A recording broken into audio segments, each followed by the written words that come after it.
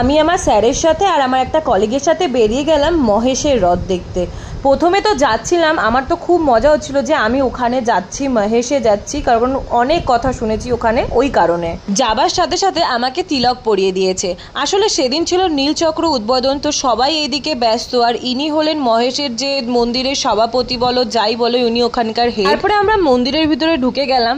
ঢোকার সঙ্গে সঙ্গে তো মন্দিরের ভিতরের অপূর্ব দৃশ্য দেখো, ঠাকুরকে দেখে মনে হয় প্রাণটা আমার শান্তি এলো।